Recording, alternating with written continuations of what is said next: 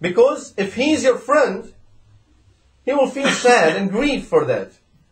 And if he's your enemy, he will be very happy that you're going through hardships. Always present your hardships to Allah subhanahu wa ta'ala, because He is the only one who has the power to relieve you from that. Then he says to him, look at my eye. I'm not able to see properly with one of my eyes for the last 15 years. Even my wife doesn't know about it. You are the first person that I'm informing about this.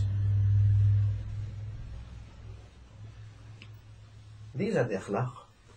This is the adab with Allah subhanahu wa ta'ala. He was so careful about not hurting people's feelings, especially now in that position is not that easy.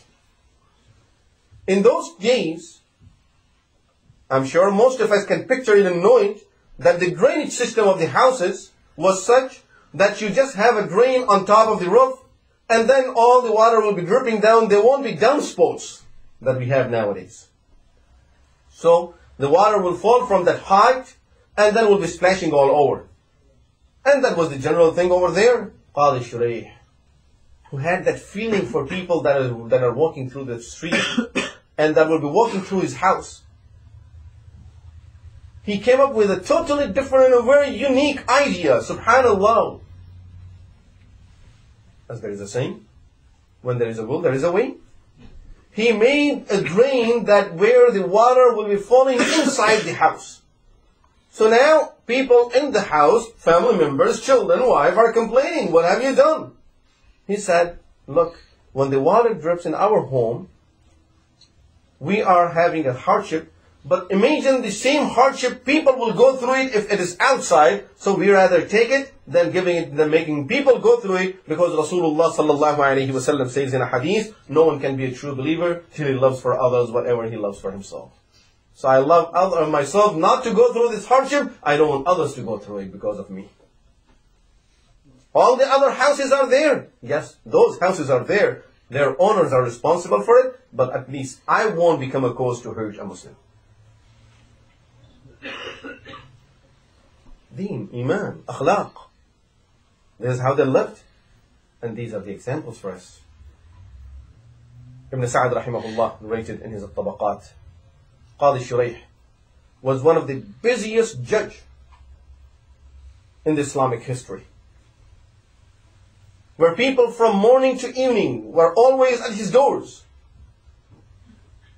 Other than the ibadah that he used to perform during the night time, Salat al-Tahajjud, every morning, he used to, from after Salat al-Fajr, until he would go to the court, which means until the time of work, he would be just doing the ibadah of Allah subhanahu wa ta'ala, recitation of Quran, tasbihat, and after the sunrise nawafil, when people talked to him about it, that you get too tired, you need little rest, he said, more important than that is, because I'm spending my time with people, I need my time with Allah subhanahu wa ta'ala. If I won't spend my time with Allah subhanahu wa ta'ala, the time I spend with people is not going to get me anything until I know that I have connected myself to Allah subhanahu wa ta'ala. Therefore, beginning of the day, I make sure I spend that time with Allah subhanahu wa ta'ala, so the rest of the day when I'm with people, Allah is with me and He's at my help.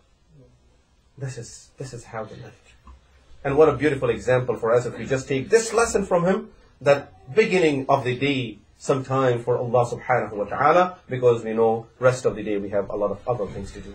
May Allah subhanahu wa ta'ala give us tawfiq to follow these ancestors and follow their lifestyles and get our lessons from them. And may Allah subhanahu wa ta'ala make all of us the people of taqwa. أقول قولي هذا وأستغفر الله لي ولكم ولسائر المسلمين والمسلمات وآخر دعوانا الحمد لله.